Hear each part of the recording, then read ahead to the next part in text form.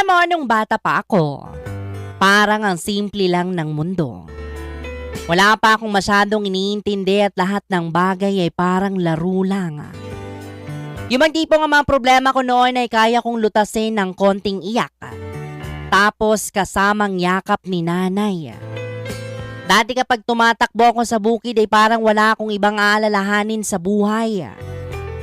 Yung mga tipong iniisip ko na lang kung bakit kaya umiiyak yung kalabaw. O kaya bakit parang cotton candy yung mga ulapa. Ang sarap balikan ng mga panahong iyon.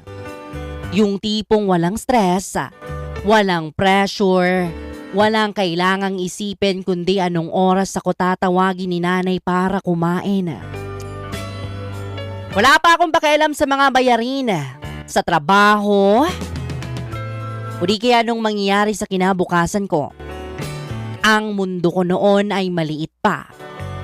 Nasa loob lang ng bakuran namin o minsan hanggang sa mga bundok at ilog kung saan kami naglalaro ng mga kaibigan ko. Pero ngayon, habang iniisip ko iyon ay naaalala ko na hindi ko pala naiintindihan noon